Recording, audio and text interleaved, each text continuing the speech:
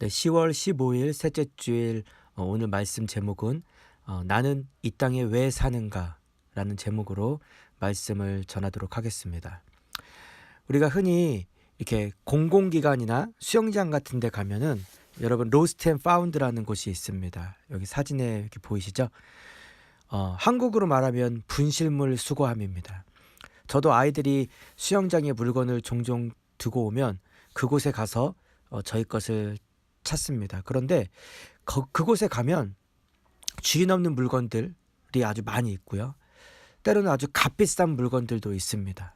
그래서 그것이 그 사람 것이 맞는지, 또 비싼 물건들은 이 색깔이 뭐냐고 막 질문하기도 합니다. 저도 한 번은 핸드폰을 두고 왔는데 너 핸드폰 색깔이 무엇이냐고 이렇게 묻곤 합니다. 왜냐하면 괜한 다른 사람한테 주면 또 안 되니까 비싼 물건들은 확인을 합니다.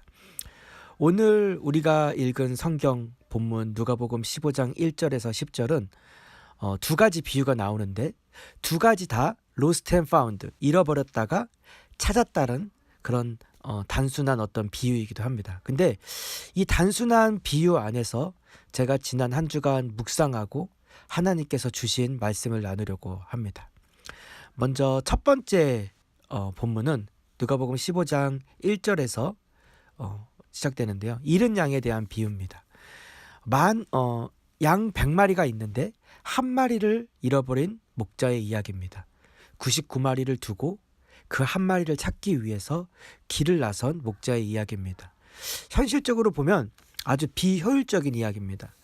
한 명의 고객을 위해서 99명을 두고 간다는 이해가 되지 않는 이야기입니다. 더 이상한 거는 그 한 마리의 양을 찾아서 집에 돌아와서 그 양을 어깨에 메고 또 파티까지 엽니다. 두 번째 비유는 10드라크마를 가진 어떤 한 여인의 비유입니다. 드라크마는 그 당시 화폐단이고 하루 노동자의 품삯이라고 합니다.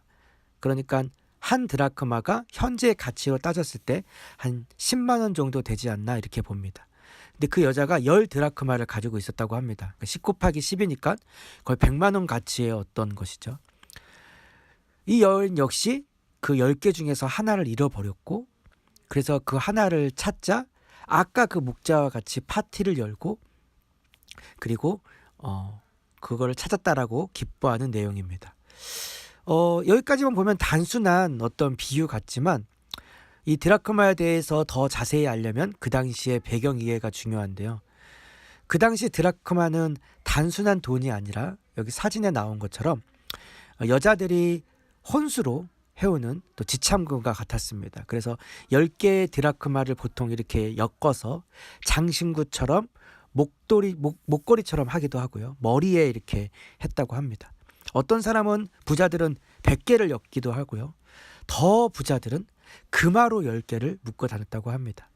그래서 여기서 드라크마 10개라는 거는 뭐 100만 원 하니까 커 보이지만 아주 최소한의 것이었고 최소한의 어떤 신혼 지참금이 아니었나. 그래서 그 여인에게는 아주 소중한 것이었죠. 가난한 그 여인에게는. 그리고 그 중에 하나가 잃어버렸다는 건 이 전체를 잃어버렸다는 거와 똑같은 그런 것입니다. 그래서 그것을 찾았기 때문에 너무 기뻐서 파티를 열었던 것 같습니다. 여기까지가 이 두 비유의 스토리인데요. 이것이 도대체 오늘 말씀 제목인 왜 내가 이 땅에 사는가랑 무슨 상관이 있는가 의아해 하실 분이 있습니다. 저 역시 이 본문을 택하고 말씀을 준비하면서 사실 이렇게 풀어질지는 몰랐습니다. 그리고 마치 저는 보화를 발견한 것 같이 오늘 설교 말씀을 준비하면서 저 역시 아주 큰 은혜가 되었습니다. 그래서 지금부터 그 은혜를 좀 나누려고 합니다. 저는 먼저 오늘 이 본문 그 비유 2개의 배치에 대해서 새롭게 이해했습니다. 왜 먼저 잃은 양에 대한 그 비유가 나오고 그 다음에 이 10드라크마 중에 하나를 잃어버린 여인이 나왔을까? 그것이 반드시 우리에게 말하고자 하는 어떤 의미가 있다고 생각합니다. 우리가 영어 애들 과목에서 보면 메타포라는 걸 가리키는데요. 이건 비유이기 때문에 하나하나의 가장 큰 어떤 의미들이 가지고 있습니다. 이단들은 그걸 또 잘못 해석하고 오역하기도 하는데요. 성경적으로 충분히 해석할 수 있는 여지가 있는 것들은 우리가 충분히 그 안에서 더 그것을 발견할 때 더 깊은 의미를 또 깨달을 수가 있습니다. 먼저 첫 번째 비유에서 나오는 이 목자는 누구일까요? 저 같은 목사일까요? 그렇게 적용할 수도 있지만 여기서 목자는 영원한 우리의 목자이신 바로 예수 그리스도이십니다. 그럼 여기에 양은 누굴까요? 바로 우리들입니다. 이 첫 번째 비유의 중요한 점은 영원한 우리의 목자 되신 예수님께서 우리를 찾아오셨다는 겁니다. 양이 자기의 주인을 찾아간 것이 아니라 그 양의 주인 되신 예수 그리스도께서 우리를 찾아오셨다는 것입니다. 목자이신 예수님께서 나를 찾으신다는 것입니다. 비록 그것이 한 마리일지라도, 이 세상에서 나 혼자만 살고 있다고 할지라도 예수님께서는 십자가에 죽으셔서 나를 구원하셨다는 말입니다. 또한 그 예수님이 그래서 나를 찾아오신다는 것입니다. 우리가 생각할 때는 캐나다에 어떻게 오셨습니까? 이렇게 물어보면 뭐 그냥 애들 유학시키기 위해서 왔습니다. 그냥 제가 공부하기 위해서 왔습니다. 한국에 있는 것이 답답해서 왔습니다. 많은 사람들이 이렇게 얘기하지만 하나님께서 저는 이곳에 부르셨다고 생각합니다. 왜냐하면 많은 구약 성경과 성경에서 얘기하고 있기를 땅의 경계와 사람이 살 곳을 정하는 것이 하나님이라고 하셨습니다. 우리의 선택으로 이곳에 온 것 같지만 하나님께서 이곳에 부르셨고 바로 우리를 만나기 위해서 이 땅 가운데 부르셨다는 것입니다. 우리를 찾기 위해서 부르셨다는 겁니다. 그래서 첫 번째 답인데요. 내가 왜 이 땅에 사는가? 그 첫 번째 답은 하나님이 부르셨다는 것입니다. 여러분 믿습니까? 제가 예전에 어떤 크리스찬 신문을 봤는데요. 그 크리스찬 신문에는 밴쿠버에서 이렇게 유학 후 직장 생활을 하다가 이제 그래서 한국에 돌아가서 이제 또 교회에서 다니고 이제 어떤 집사님의 간증이셨습니다. 근데 그 집사님의 간증의 내용은 아주 간단했어요. 내가 만약에 밴쿠버에 가지 않았더라면 교회를 갔었을까? 내가 만약 한국에서만 계속 있었다면 나는 교회를 쳐다보지도 않았을 거라는 고백과 간증이었습니다. 하지만 내가 그 땅 가운데 갔고 그곳에서 나를 기다리던 그 하나님을 내가 만났고 그래서 그 신앙생활이 이어져서 지금 이곳 한국에 와서도 신앙생활을 할 수 있었다는 어떤 간증이었습니다. 저는 그러한 고백을 너무나도 많이, 우연이라고 치기에는 너무나도 많이 듣습니다. 밴쿠버에 와서 예수님을 믿은 분들, 잃었던 신앙을 밴쿠버에 와서 회복한 분들, 한국에 있었다면 교회는 쳐다보지도 않았을 텐데 이곳에 와서 신앙생활을 했다라는 분들, 많은 분들을 만나는데요. 이것이 과연 여러분 우연일까요? 아니죠. 우리가 왜 이 땅 가운데 삽니까? 그래서 두 번째 답은 하나님께서 우리를 구원하시기 위해서입니다. 하나님께서 우리를 만나 주시기 위해서 우리가 이 땅 가운데 사는 것입니다. 첫 번째 비유는 그것을 말해주고 있는 것입니다. 하나님이 나 하나를 구원하기 위해서, 나를 위해서 이 땅 가운데 나를 보내셨고 나를 기다리셨고 나를 만나기 위해서 찾아오신다는 것입니다. 또한 내가 이 땅 가운데 사는 이유가 바로 하나님이 부르셨고 하나님이 나를 구원하시기 위해서 부르셨다는 것입니다. 이 땅이 아니면 하나님을 더 깊이 만나지도 못하고 예배하지도 못하고 한국에 있으면 정신없이 그렇게 살아가다가 끝나는 내 인생이 될까봐 하나님께서 여러분들, 저를 이 땅 가운데 부르셨다는 것입니다. 여러분 믿습니까? 왜 이 땅 가운데 산다고요?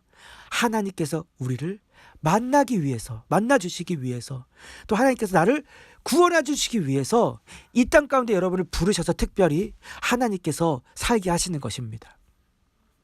그럼 두 번째 비유입니다. 두 번째 비유는 그럼 무엇을 우리에게 말하고 있을까요? 그것은 즉 이미 구원받은 우리들, 하나님의 이런 부르심과 이런 하나님의 은혜를 깨달은 자의 소명을 찾아야 된다는 부르심입니다.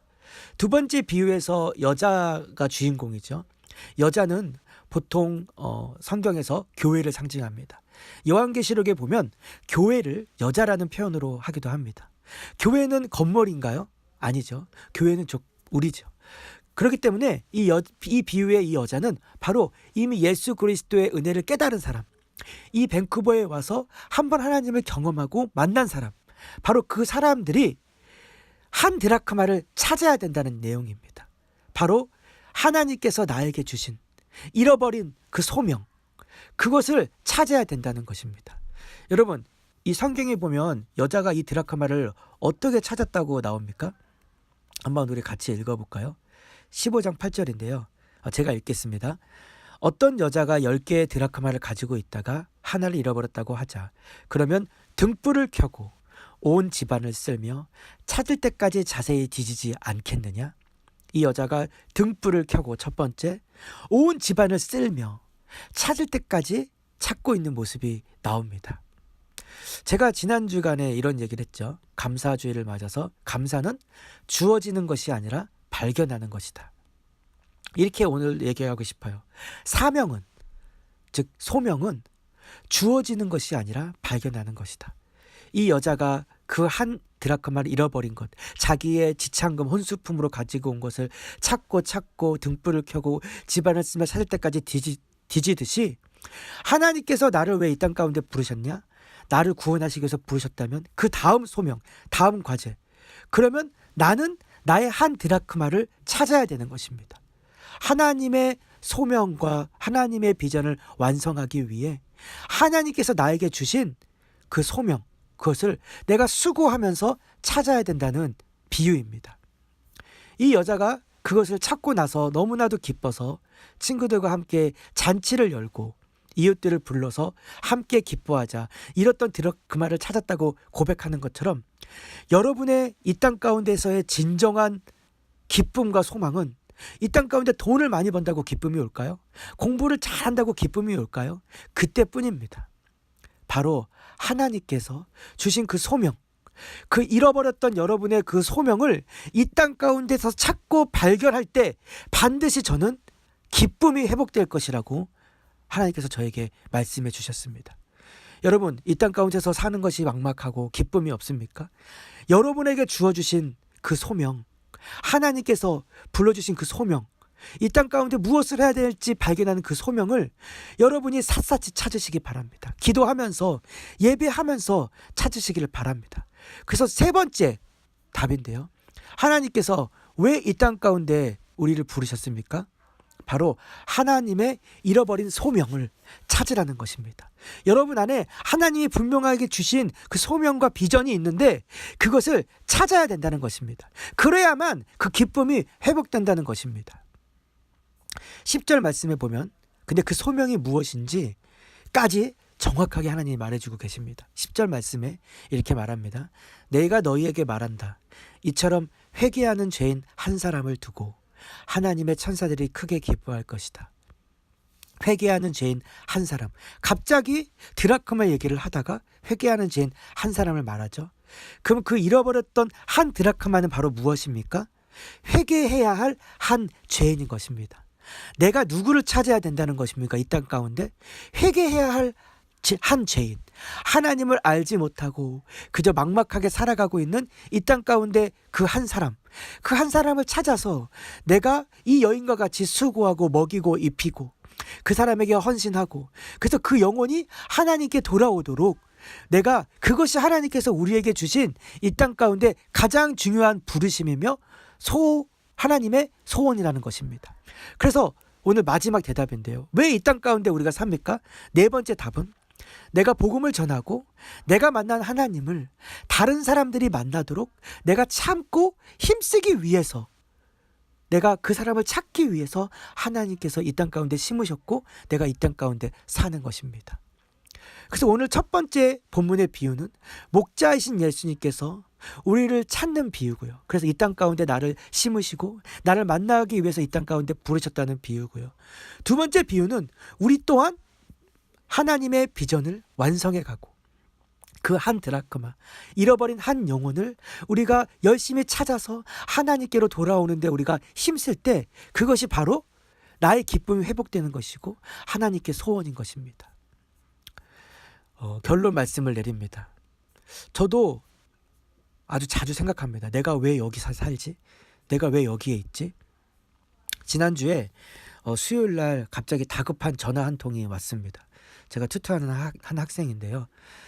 자기가 아주 친한 친구가 갑자기 죽었다고, 그래서 오늘 막 울면서 전화를 했습니다. 그래서 오늘 튜터를 좀 취소할 수 있냐고. 그래서 이제 제가 어제 다시 이제 튜터를 옮겨서 만나서 그 친구의 얘기를 들었는데요. 홈스테이를 했던 어떤 대만에 있는 한 친구라고 합니다. 아주 활달하고 성실하고 아주 친하게 썸머부터 쭉 같이 과목을 듣고 학교 과제도 같이 하고, 근데 갑작스럽게 이렇게 죽었다고 합니다. 그래서 부모님들이 대만에서 이렇게 오셨고 홈스테이를 했기 때문에 이제 시신을 이제 가져간다고 합니다. 왜 죽었는지는 뭐 총에 피격됐다 뭐 여러 가지 소문들이 있는데 다 아닌 것 같고요. 아직은 이제 프라이버시 때문에 밝혀지지는 않고 있지만, 안타깝게 이제 한 친구가 저희 또 바로 옆 학교니까 안타깝게 죽었습니다. 그 친구가 그러면서 그런 얘기를 하더라고요. 내가 먼저 하나님을 이 땅 가운데 만나서 아는 게 감사하고, 그 친구에게 또 하나님을 전하지 못하고 그 친구가 하나님을 모르고 간 게 안타깝다고. 여러분들 왜 이 땅 가운데 삽니까? 그냥 애들 때문에 그냥 삽니까? 아니면 그냥 엄마가 오자고 해서 그냥 여기 삽니까?